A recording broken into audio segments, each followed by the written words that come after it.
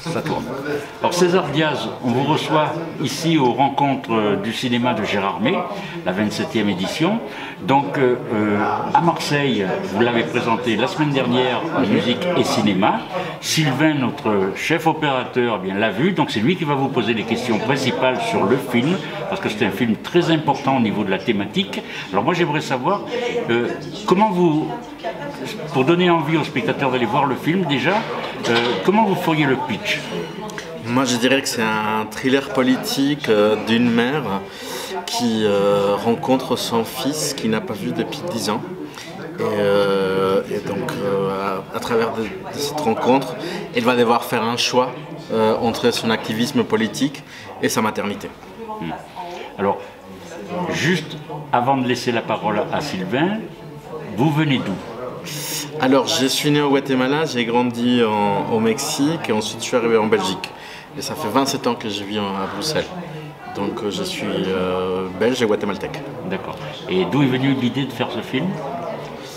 De mon histoire personnelle en grande partie et des questionnements sur la maternité, sur les rapports mère-fils que j'explore depuis Nuestras Madres et que je continue à questionner. Donc voilà, c'est venu de là.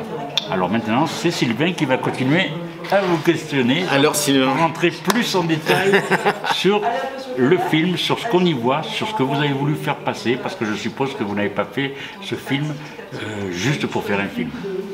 Non, je pense qu'on fait jamais un film juste pour faire un film. Voilà, donc vas-y. Du coup, le film était dédié à votre mère.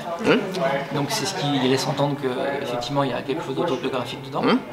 Et ce que je trouvais intéressant, c'est que vous êtes l'enfant, donc c'est pas forcément la situation la plus facile.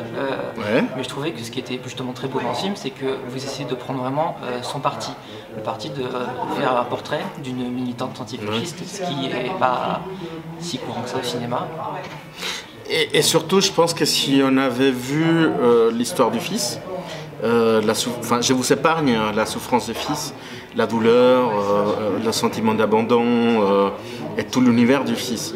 Si on plonge là-dedans, on va juger immédiatement la mère. Et on va lui demander des explications et on va l'exiger qu'elle aille s'occuper de cet enfant. Alors qu'elle a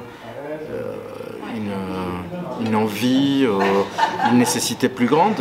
Elle est engagée dans une cause qu'elle sait plus grande qu'elle-même et que finalement elle essaye de construire un pays différent pour son fils, même s'il est prêt à payer, ce n'est pas être avec lui.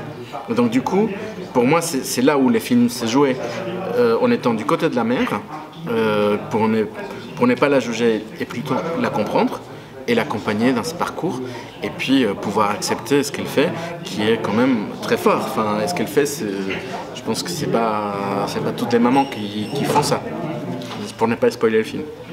Ouais, il ne faut pas trop en raconter. Justement, 86, vous aviez quel âge? J'avais 10 ans.